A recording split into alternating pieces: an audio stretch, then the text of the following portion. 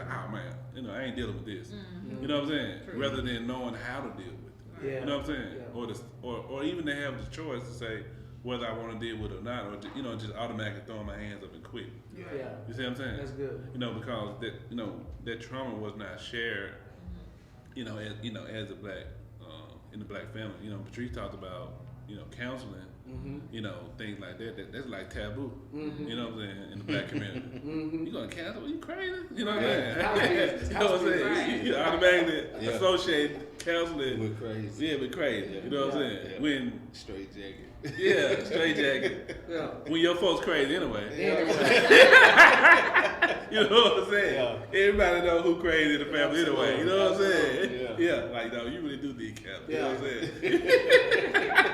You know what I'm saying? Yeah. You know that crazy cuz he would call. You know what I'm saying? Yeah. When it going down. You know what I'm saying? You already know. Rather than just sharing that and being open. So what do y'all think about that? Like growing up, in y'all different experience. Because of course, nothing like the black family, black community. But I'm saying, how did that affect us? The trauma that you may have experienced. Growing up or something you seen. I think, well, this is the reason why I keep going back to therapy, because I think certain behaviors are results of traumatic events, right? Okay. So traumatic events cause a narrative. Something we think in our head, and the narrative causes our behavior. So when we see people behavior, we just automatically say, oh, he a dog. You don't know why he feels that way, why he does what he does, and vice versa, from a woman perspective. So a lot of times it's just being able to understand what is the narrative. That's why I keep mentioning therapy, because I need to understand your behavior. Right. If you're a cheater, or if you whatever, Right. if you fiscally irresponsible, if whatever, I need to understand that so we can work through that together. If I don't know what causes that behavior, then I'm just automatically assuming you don't care. So I need to understand that piece of it, and I think we all should try to seek to understand why we behave the way we do. So even when I say self-mastery and self-care, I keep going back to that, because a lot of times an extremely independent woman, people always say, oh, she's just so extremely independent, she hard, but you don't know why. Like you said, that's a protection mechanism. Yeah. I'm extremely independent because I feel like I need to protect myself from my past experiences. Right. That's the narrative that I have in my mind, so that causes my extreme independence as my behavior. So people need to break that down to understand why. Right. So I think from growing up in childhood, certain things you see, you don't really know how to process all that. You're trying to figure it out. And like you said, because you only see bits and pieces of it, what they allow you to see. Yeah. You don't know the reason why mom and dad got a divorce. Right. So in your mind, you're trying to figure out what, all marriage gonna end up in divorce. I never wanted to get married because I said it would always end up in divorce. Every relationship in my family, except for my grandparents, it seemed to be a divorce. So I'm like, well, man, maybe marriage just is a fallacy. Maybe that ain't even real. Right. And so for me, I didn't understand, because I only saw bits and pieces of that failed marriage, and so not understanding that, when I got married, I didn't understand how to be a wife. Yeah. Because I didn't understand that, because I had already went in with my mind, I never wanted to be married. I'm only getting married because I got these kids. Wow. And I feel like that's the next step, I need to be married now. Yeah. But I didn't have it wrapped around my head to say, to be a wife, this is what you gotta do. I tried to be a good wife. Yeah. But not understanding, being young, you don't understand the behaviors, you don't understand the narrative, why it is the way it is. It leads to disaster. When you don't take the time to break it down, do like you guys did to go to therapy. We are our own individual people. Guess what? This ain't working. We done. We throwing our hands up. We're not trying to understand and learn so we can work through it and make it work. We just done because it's too stressful and it's too hard. Yeah. Right. That's so good. Yeah. Man, I want to, first let me tell you, you're going to be remarried. It's going to be amazing because you're already a wife now. And you desire to be one. And I receive it. It's I say it, haven't heard it. I keep talking about desire. Yeah. Because desire for a thing will make you good at a thing you've never done before. Because you really want to. Yeah. I've seen my father twice. He's alive. He's an actor in LA, doing well. So I didn't have a father, but I'm an incredible dad. Yeah. How? Yeah. Because I had a desire to be a dad. Yeah. And so I would fly across country and lose $10, $15, $20,000 to make a third grade dance, because I can't get another third grade dance if I miss it. Yeah. And I think I got to credit my mama.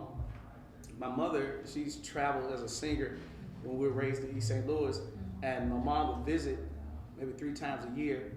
But I remember those talks in the 3rd, 4th, and 5th grade of my mother saying, you're going to respect black women. My mama saying, you're going to be a great husband one day.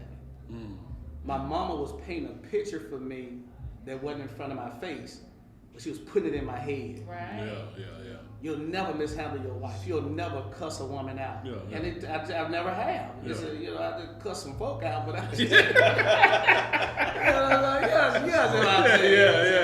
But Mama put something, she gave me a hope and a reality that she hadn't even experienced. Yeah. Wow. She did not pass down That's good. the trauma. So here I am, never seeing a successful husband, being one because Mama put a desire in me. Yeah. So I'm watching, but what I need to do next? Nobody telling me. Yeah. And I wasn't even a Christian. I was a Muslim. Yeah. You know what I'm saying? Yeah. You know what I'm saying? Man, I want this to work. You get me? Yeah. I never forget telling Kim, like, look, if you marry me, you're going to either have a husband or a stalker. Because so make sure you want this. Cause you know what I'm saying? Because this, I think, is the problem. We have stopped glorifying the beauty of marriage and interdependence.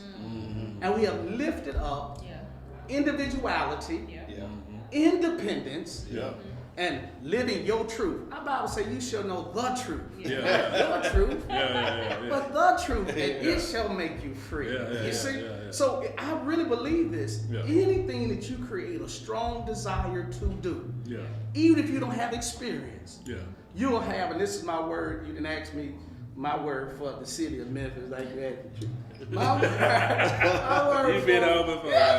word for Memphis would be tenacity. You develop a tenacity that says, man, I'm going for it.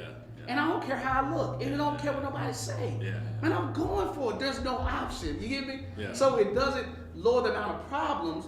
It decreases and gives you greater parameters that you don't go outside of. So now my anger leads me to the living room and ice cream as opposed to the bar. Because I got parameters in place. Not that I don't get irritated. You get what I'm saying?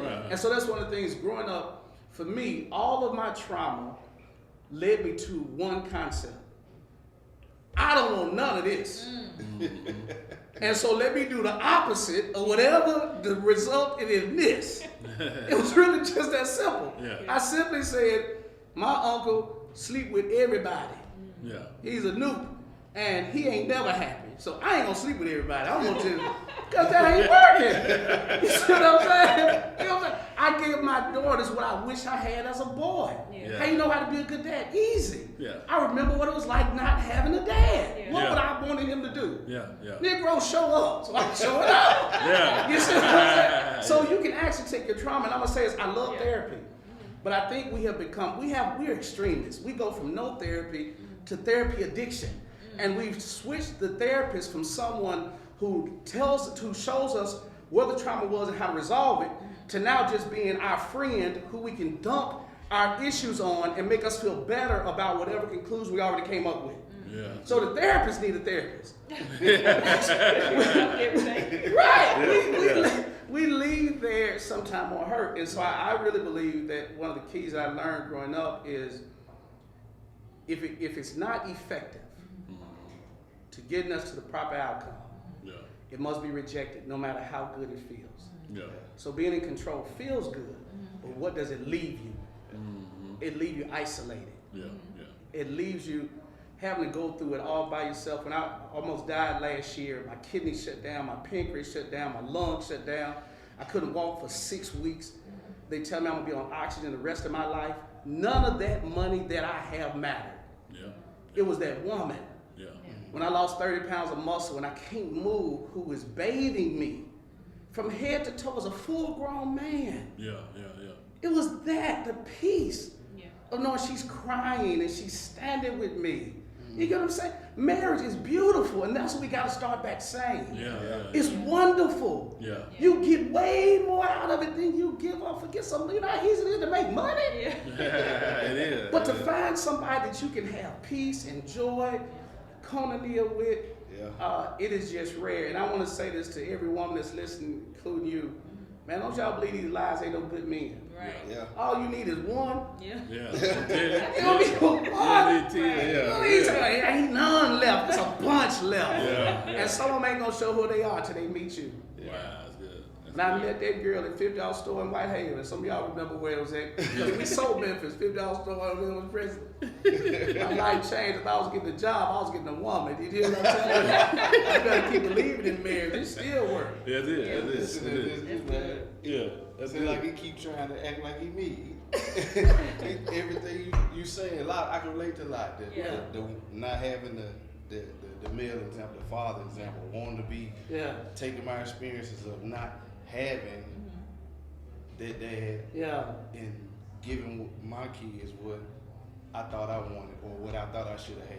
Yeah. You know, all those experiences. Yeah. From my mom talking, just telling me things about, even from going into dating or,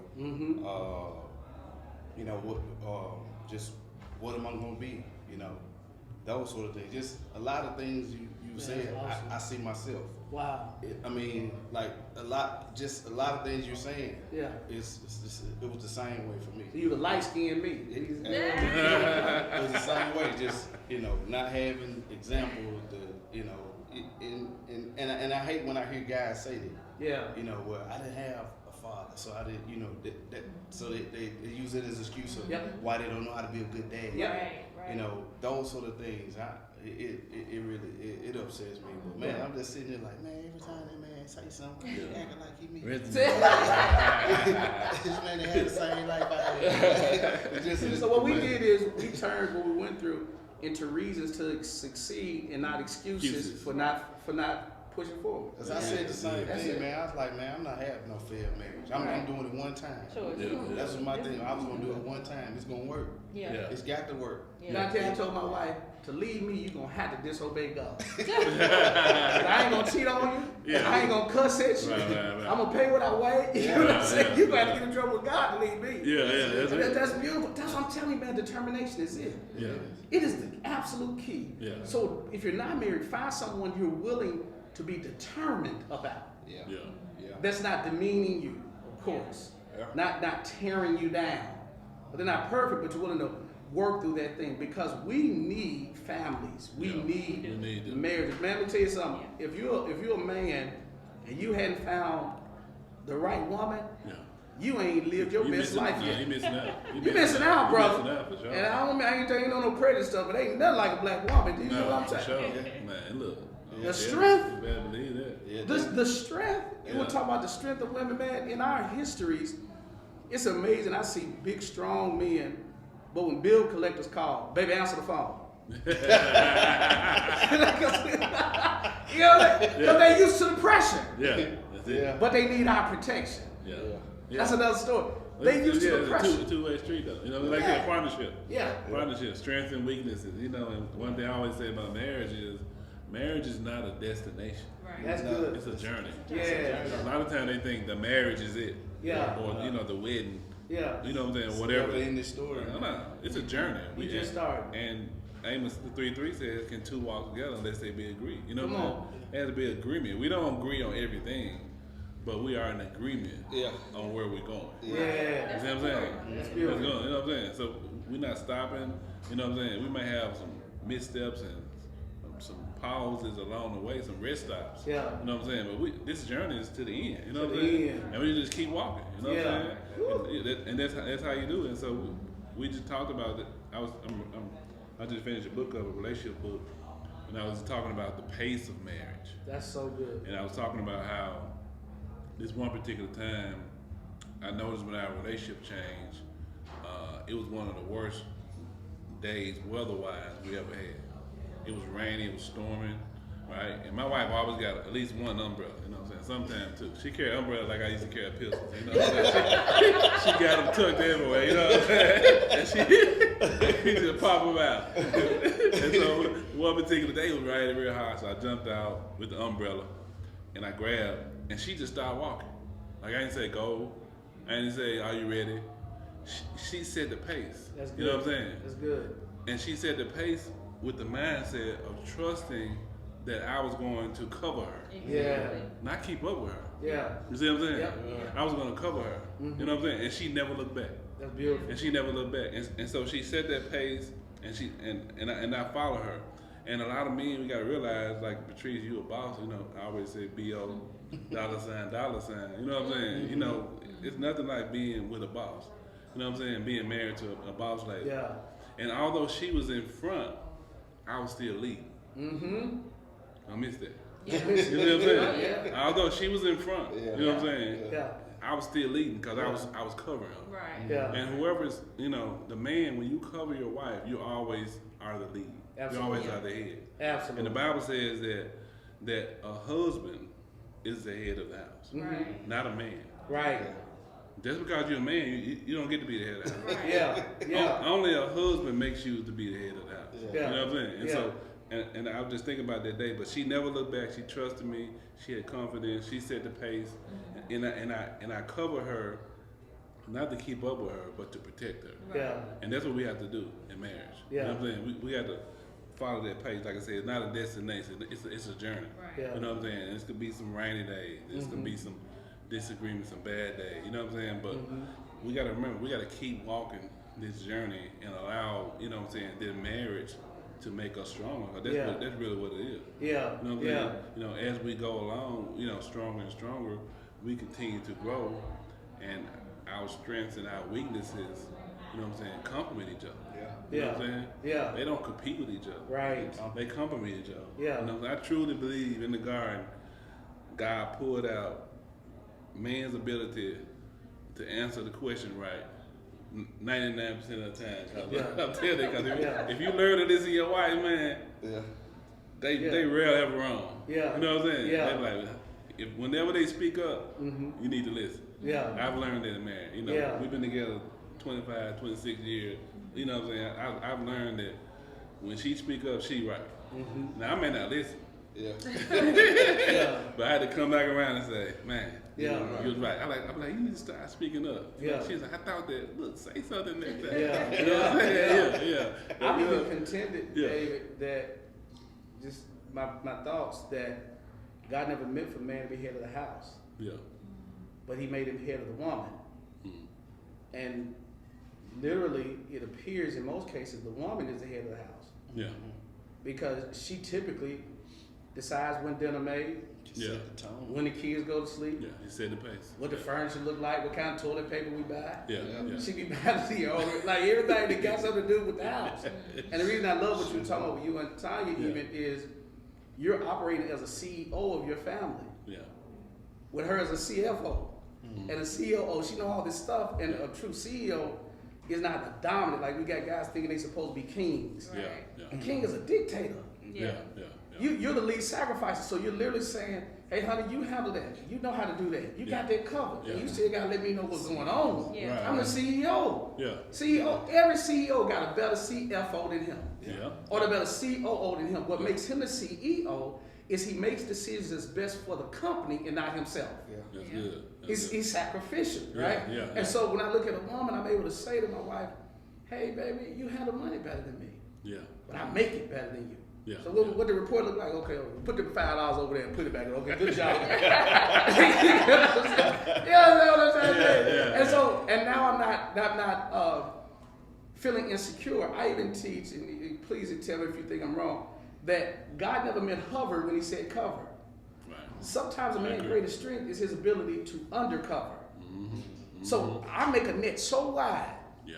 that wherever my wife or children should fall, Yeah. now I teach them how to run. Yeah. But if you fall, I got you. Yeah. Yeah. I got you covered. Yeah. It's easy to walk a tightrope when you know a net down there. Yeah. I'm the net. I ain't got to watch over you. Right. I'm under here because I'm Right. secure enough Right. to know that wherever you fall, baby, I got you. That's it. So go and run. Yeah. Write 500 books. Do your thing. Shine. Yeah.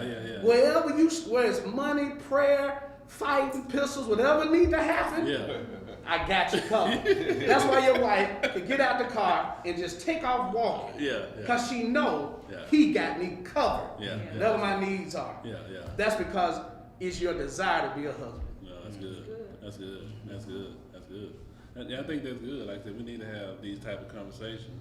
Yeah. You know what I'm saying? Just about the real, you know what I'm saying? The So Memphis married. You know what I'm saying? Yeah. Just keep it real. You know what I'm saying? Yeah. Like I said, not saying it's perfect, you know, but we are walking this journey, you know, together, you know, partnership. Yeah. You know, in partnership and making this thing work. So yeah, we definitely talking about that. Just growing up, what would you guys? Like I said, we enter into 2022. What are you guys focused this year? I know we talked about it a little bit, but if you want to, like the viewers, you would leave them with one thing. What would you say, Patrice? What would you kind of reiterate for the people? And this is where I'm going with this. Each year we make like New Year's resolution. Right. You know what I'm saying? And I'm not against that because I think sometimes you need that. You know, but what do you plan on doing differently? What would you suggest? You know. I think, well, this year I'm going to say my focus is on being more of a servant leader. And when I say that, I mean, you know how old people say, if the Lord don't do nothing else for me, he done enough. I truly feel like at this point in my life, I don't need nothing else. I swear I don't. That's good. So now it's time for me to be able to, you know, push the needle forward and help other people, help other single moms, help other families. Yeah. So one of my goals this year is to increase home ownership in Black Americans. Like there is a 30% gap in home ownership between African Americans and other races. Like there's no sense for it. We should close that gap. There were things that were done years ago that contributed to that gap being so wide now. But now I'm in alignment. I'm in a position where I can do more, where I can impact more. So my goal is just to be impactful for the rest of my days. I don't know when it's gonna be my last day, but every day that I'm alive, I pray for God to allow me to see His will clearly, for me to be able to impact other lives and to help other people grow. So it's just pouring into other people, like people have poured into me all my life. So now it's just time to, you know, do the same thing.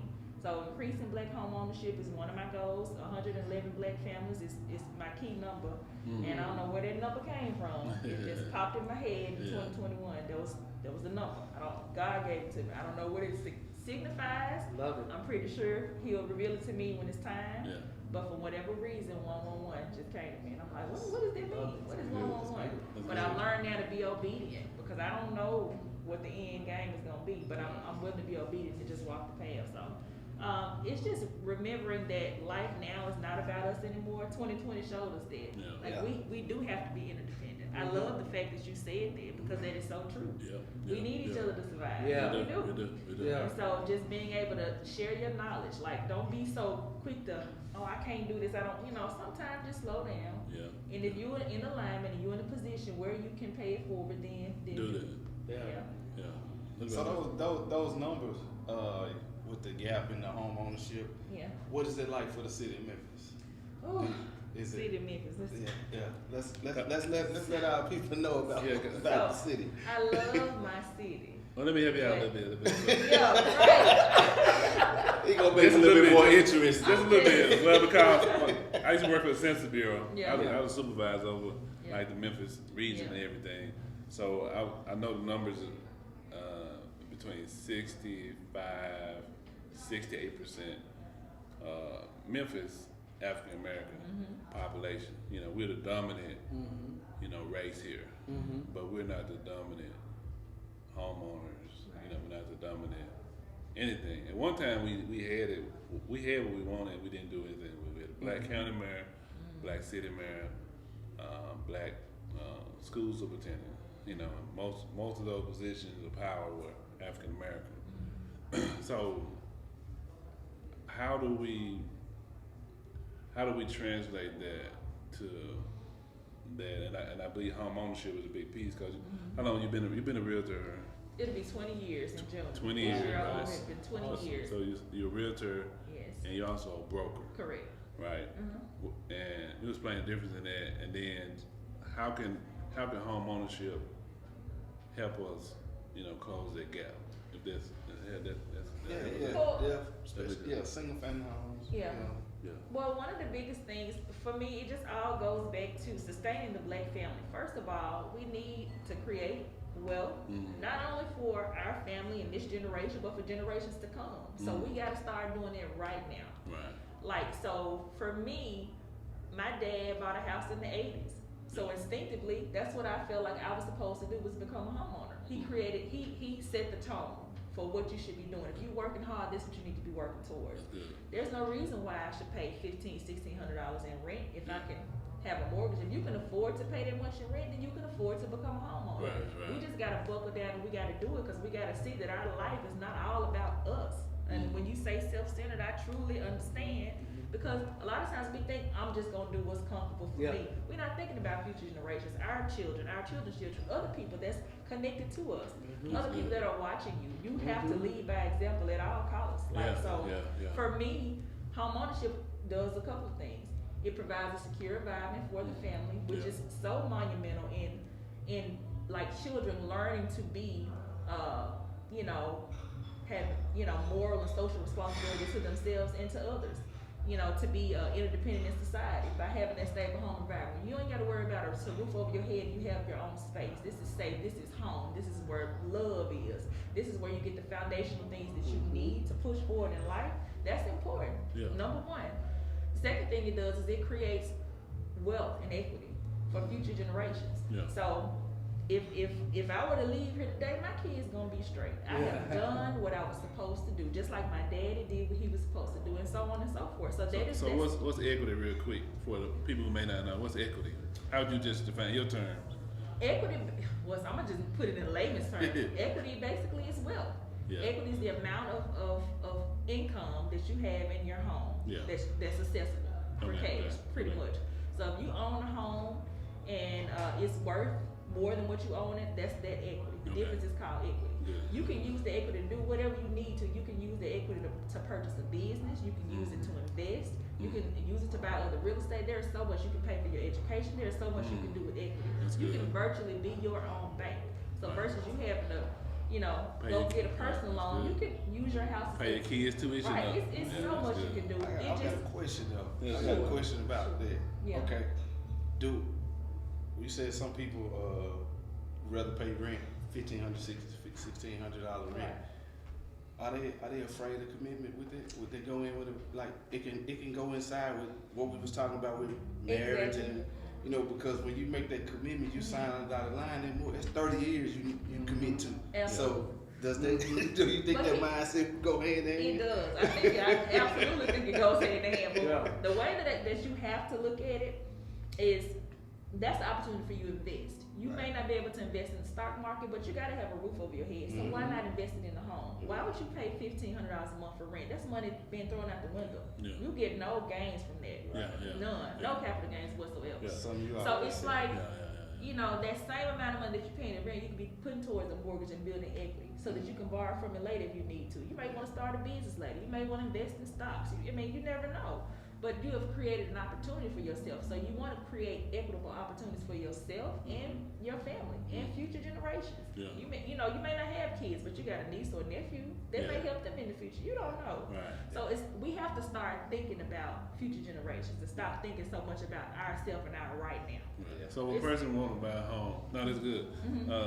Definitely. So right now, thinking about ourselves, future generations. If a person say, "Hey, I'm ready to go ahead." Get a home, but this is a buyer's market, seller's market. I think it's a seller's market person. I think it's a seller's market person. What would be the first step if a person wants to buy a home? What would your opinion? The first step they would need to do is educate themselves on the process. First of all, you need to know, and that's how I got into real estate. Honestly, I was 19. I found out I was pregnant. I was like, okay, it's time for me to be grown. So what do I do now? I had no clue. I had no clue what to do. Now I wanted to move out on my own, but because my daddy set the tone in purchasing a home, I said, does it make sense for me to go get an apartment and spend $800-900? When I probably can get a house for about the same amount of money. So I did my research. So I consulted a realtor, and I felt like he didn't have my best interest in mind. I felt like he was just trying to pressure me because I was young and inexperienced. I felt like he just was trying to pressure me to buy something and get a commission. So I pushed the pause button. I said, you know what? I'm ignorant to this process. It doesn't feel right. I trusted my gut even at 19 years old. I knew that he was trying to force me to do something that I wasn't comfortable. That's good. Okay. I hate to bombard you with questions, but I want our audience to be informed. You know what I'm saying? So that's very, it's alarming to me, but I'm being the credit space for 30 years. I'm aware of that. Yeah. So talk about that, choosing the right realtor and being pressured. How does that work? You know what I'm saying? So again, because I was ignorant to the process, I had no idea. I had good credit. I had been responsible. I had been working since I was 15, so I pretty much knew how to pay bills. I had credit, so I'm like, okay, well, you should just get this one right here. I'm like, no, I don't like that one. I don't, you know. So again, I just felt like he was not hearing me, like what I wanted. It was about him more so what he wanted. So hiring a realtor, even though you hire a realtor, the buyer or the seller still has the power to make the final decision. So hiring a realtor should be your first step, because if you're not educated on their process, you need to hire a professional, someone who can guide you through their process. And you have to interview realtors. Just because somebody's a realtor don't mean they're the best realtor for you. You have to interview them, ask the questions, and get a vibe for that person. Energy is real. You got to be able to vibe with that person. So if that person is, you know, true to their craft and what they do, they're going to fully educate you on the process and allow you to make a decision. They're not going to press you or sign this agreement. We're going to have an interview, and we're going to determine if we want to work with one another. So once you hire a realtor, you interview them and find out they're a good fit for you, you move forward with the process. Their realtor should be responsive. They should be educational. They should be educating you on their process so that you know what you need to do to get ready. Right. So a lot of times people feel like, well, you know, they don't know where to start in their process. So the first thing is we have to look at credit health. Yeah. You have to have a minimum credit score of 620 to get a good loan product. Okay. You need to be, if you want to be eligible for down payment assistance programs, your credit score needs to be a certain amount. Right. So we have to talk about that. We have to have that conversation about credit. So again, it's educating. Their realtor will be educating you. If your credit is 620, they need to be talking about the type of money that you need to have available. Like, you're gonna have to pay for an appraisal, you gotta pay for an inspection. You need to be fully prepared about what that whole process entails. So it's a journey, just like, you know, any other relationship. It's a professional relationship. It's a journey. Yeah. So no, you might not be able to buy a house tomorrow, but the right realtor is going to educate you on that process, and it's going to be take you through step by step in that process, so that you feel comfortable and you're well educated. You can make an informed decision about how you want to move forward. That's good that you're saying it's a process, because a lot of things, and I found out, a lot of people, they're afraid to take that first step because, like I said, us being in the credit business, it's like they don't really want you to see their credit. You know what I'm saying? They're ashamed of it. You know what I'm saying? All my mistakes. They're like, well, let me just look around, go on Zillow and this and that. You know what I'm saying? You probably experienced that too. You know what I'm saying? But now you have to start. Because your credit didn't get bad overnight. Exactly. And it ain't gonna get fixed overnight, right? And so, talk about that a little bit. That people being afraid to take their first step. Honestly, I don't like the word fear. Like, you just need to face it. Whatever your fear is, you need to face it head on. Because that's the only way you're going to get past it. It's just to face it head on. So, I mean, what are you going to lose by talking to somebody to see where you stand? Right. You're not going to lose anything. Right. It's the conversation that needs to be had. And if you're not ready, the right person is going to give you a game plan and say, hey, we can get you ready. We're going to make a timeline for you. This is an action plan. We're not ready today, but we can be ready in 3 months. We can be ready in 6 months if you do X, Y, Z. And if you're committed, like with anything else, life is about choices. If you want to become a homeowner, you got to be committed to the process. What does it take to get there? Yeah. And again, it's a big choice, but you're making an investment in your future. It's worth it. So again, you can't be afraid to have that conversation. It's just a conversation. It all starts with that, but you have to start somewhere. That's very good. Nah, man, I'm just sitting there, I'm soaking it up. She giving a lot of good information, free game, man. Free, man. I'm sitting here as she talking. I'm going back through the process when I bought my home. A lot of stuff I didn't know, but I had a good realtor. Thanks to my guy. A lot of things out of the process, he helped me out a whole lot when it came to this side. But my realtor, he was very good. He's actually supposed to be here with us today. The other thing about buying real estate is it's a wise investment. There are people that purchased the home 4 years ago. They're calling me today to sell. They're walking away with over $100,000 in equity. They don't have to pay taxes on that money. They just tax-free capital gains. Now, if you're in an apartment and you're in an apartment for 4 or 5 years, when you walk away, you have nothing. You have zero. So it only makes sense paying somebody else more. It makes sense to invest that money and get a return on your investment. Even if because a lot of people say, well, I don't know if I want to live in Memphis. Well, but for now, you're here and you're paying rent somewhere.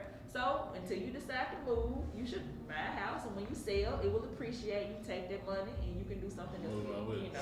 Something I learned, a lot of millionaires. Yeah. They all have real estate in their portfolio. Yeah, some type of real estate. Yeah. Got some type of real estate in their portfolio. They either obtain their wealth or are maintaining their wealth through real estate investment. Like it is the safest investment because it's an asset at the end of the day. You're increasing your net worth when you purchase real estate. And you may not have no money, but if you got a property that you own, it's about I'm seeing it's about the mindset. Yeah. Because like I said, you can look at it as committing to pay this money for so long, but you also look at it as an asset for later on down the road. Exactly. Like I can get started on this, okay, I can pull that equity. Yeah. It's something I want to do now. Right. No, I don't have the liquid on hand in my bank account, but I got this piece of asset that I can go pull it and do this. You can do a home equity line of credit. You can do a cash out refinance. It's several ways you can access the equity out of your house. So, I mean, just think about it. If you're getting a type of cash, but you got equity in your home, you have an out. You have a secure way of doing what you need to do. Yeah. People just got to tap into it. Again, it's about that mindset shift. Yeah, so a person wants to buy a home. Who are some of the, you would say, the main people they need to have on their team to help them through the process? They definitely need a realtor, a lender, and they may need some credit or literacy counselor. For financial literacy. If they don't know, like some people don't have credit at all. So their thing is, I don't have any credit. So how do I start? So they need to learn how to establish some credit. So you need to have a team of solid individuals to get you there. That's good. Yeah. So you said lender, does it necessarily mean that who they bank with, or how does that process go? Anybody who does mortgage lending, it could be their bank. If their bank has a mortgage lending division, they can definitely go to their bank and get pre-qualified. But usually your realtor will have an arsenal of lenders that they have already built relationships with. And it is about sometimes the people you know, because they have access to some knowledge and some programs that you may not be privy to, that your bank may not have. So a specific mortgage lender would always be my advice, because they have access to more programs. They could be next generation with that, because a lot of them, when it comes, you talking about lenders, you know, they love to use cash out. They don't use bank accounts anymore. Right. You know, so you know I think somewhere they need to be informed about that. Right. You know, with having it, you know, a lot of times having history with a bank. And then also mortgage lenders, they have a variety of products. A lot of millennials now, they're self-employed. They don't have a W-2 job. So a lot of people have the fear of, I have a 1099 or I receive cash. You know, there's no way I can actually document my income. But there are programs that are bank statement programs, stated income type programs. So different, you know, again, professionals will have that arsenal, that list of people that can help you get what you need to have. So there are multiple ways you can purchase a home. You don't have to go the traditional route all the time. Right. Yeah. That's good. Yeah. So if somebody want to get in touch with you, how would they do that? Oh, they can reach out to me on Facebook, or they can call me at 901-643-4001. Okay. I'm on Facebook as Patrice Williams-Wooten. All right. And your brokerage firm you're with? Keller Williams Realty. Keller Williams is the #1 real estate franchise in the U.S. So trust me, it's big. Cause you there, right? That's it. So it's all about alignment. And Keller Williams is everywhere, New Mexico, any state in the U.S. So, you know, we have a big referral network. So, I have referrals out in Georgia, Florida, South Carolina. I'm not licensed in those states, but I have referral partners in those states. So it's a big company. Big network, there are so many resources. I like the education program they got, and like when you first come in, I think that's great. One of the things they got, I studied that book. Millionaire Real Estate. Yeah. I think that's great too. What I think is so attractive to me about that company is their core values. It's God, family, business. And it's so hard to find successful companies that actually have that as their core value. Like, that's it. So they teach us about God, family, business. It's service first. You know, you lead with your heart. It's never about money first. They don't even teach us to focus on money. We focus on impacting lives. Changing lives, that's what we do. We don't sell real estate, we change lives. Wow. So, talk, girl. Where the offer play there? talk about, units and me want to impact families, I'm not thinking about a dollar amount. Yeah. My units is 111 units because I know that's the 111 lives that I've changed, that I've been able to positively impact with my knowledge and skills that the Lord has blessed me with. These are my talents. That's good. So I'm using them for good. And go back to what you said, serving though, and then not being selfish, sacrifice. Giving is coming back to you. Yeah. That's really what's happening. And so I appreciate that. And look, y'all need a realtor. I don't know which camera we on. Y'all need a realtor. If you don't have a realtor, check out our good friend, my sister. We talk frequently here and there. We try to hit each other on holidays. She's a great person, been knowing her a long time, definitely trustworthy. Patrice Williams-Wooten, make sure you hit her up. We'll make sure we put out the information up there for y'all. It's Williams-Wooten, so make sure you don't leave that Patrice hyphenated. Williams-Wooten, right. Williams-Wooten, right. Also on IG, my handle on IG is Real Estate for Life 1. Real estate, yeah. And it's for life, right. L-Y, Yeah, that's it. Okay, yeah, definitely. Pastor Glassman. Yes, sir. We know you our bootleg host on the show. He done preached in here today. Right. Every time. We in the recruitment process. We get with the GM of So Memphis. We trying to make a trade. Pastor Glassman. We appreciate you, brother. You know we go back like 4 class for real. Yes, sir. Yeah. If a person wants to get married, we didn't plan on talking about this today. I think it shifted. I know we don't really like to put it in step, but just give me step one, because I know you can break it down. What would you suggest if a person desires to be a husband or desires to be a wife? Yeah. For me, I think let me first say to Patrice's future husband, she just gave y'all her phone number. Yes, sir.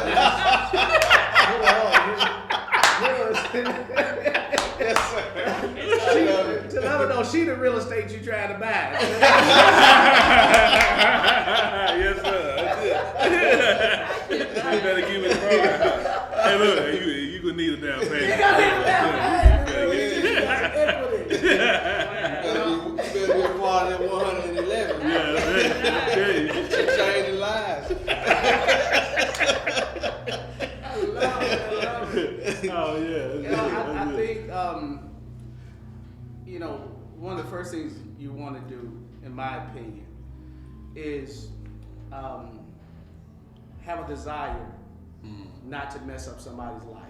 Oh yeah, that's good. That's really good. I think we're constantly looking for a doctor and not positioning ourselves to be a healing for somebody.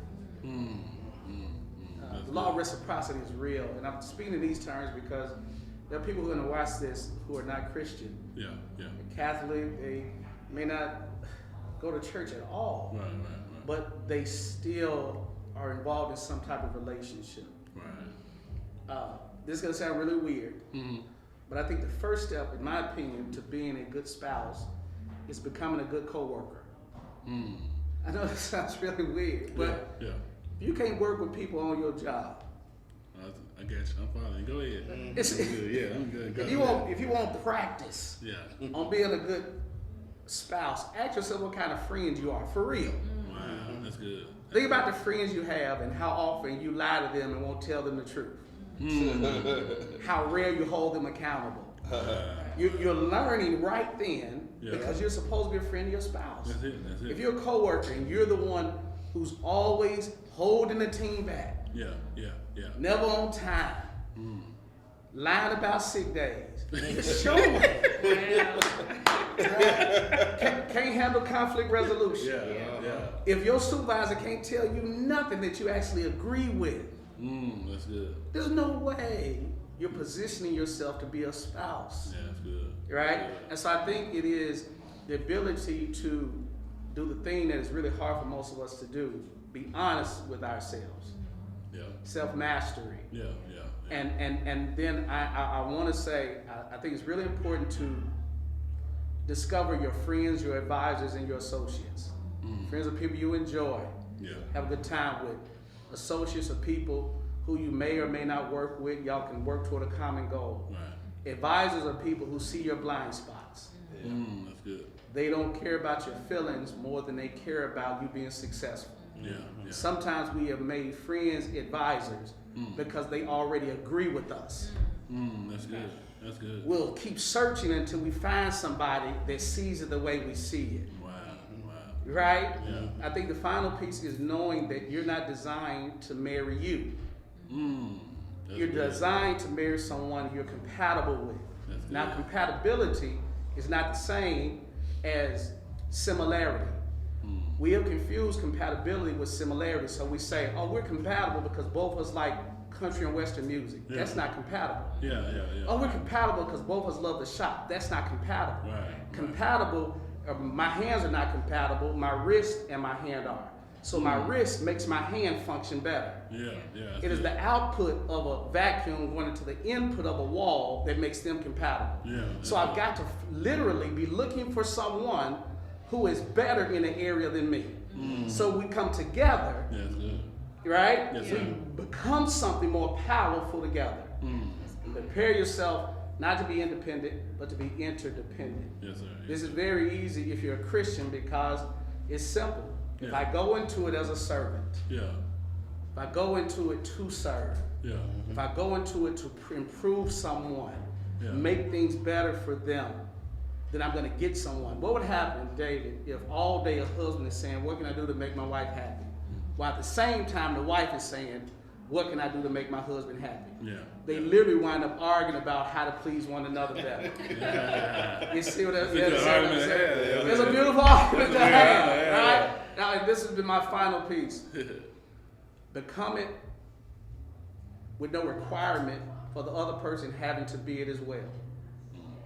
So the tree develops and provides shade irrespective of who decides to use that shade or not. Wow, that's good. It's determined to be a tree. That's it. Whether a bird comes sits in it or not, it's gonna still have leaves available. Wow, that's good. When all the leaves fall, the branch is still gonna be a tree. Yeah. So what I am won't be predicated on what you give or don't give. That's good. It's who I am. That's it. So when you think, oh, he don't cheat because he love his wife, I don't cheat because I ain't designed to cheat. That's good. I love me. Yeah, that's right. Before I even think about her feelings, Yeah. I love me. Right. So now I can be it whether we getting along or not. And that's the empowerment. Yeah. So now circumstance don't dictate what we do. It's who I am. Yeah. And it's not what I'm doing. I hope That's good. that makes sense. That was awesome. I Yeah, wanted to say about everything that Sister Patrice was declaring. It is so Memphis for us to keep starting over and not wanting to glean off one another. Yeah. Scripture says, mark the perfect man and watch the end of that man. Yeah. Right? So if I don't start over, I'm able to call her and say, hey, my credit jacked up. Look at David, look at my credit. Right. Okay, now, Patrice, now tell me what it is. What we do, though, is we keep going in our corners, and each generation starts over. Yeah. Because we don't want nobody in our business. See, that's so Memphis. Yeah. We survive in pockets. And as we come up, we go somewhere else Yeah. and use those skills, or we don't want nobody to know that we're struggling. So your answers sit right next to you, and you never ask for help. Because I don't want them to know my business. Wow, that's good. You see, that's one of the things that we can't, that's why Memphis, we're great. We just see that everybody talk about, but everybody want to come to. Yeah. They don't, because once we stay compartmentalized. Yeah. You have a wealth of information and knowledge, and knowledge. I'm smart at least 2 days a week. Yeah. Kind of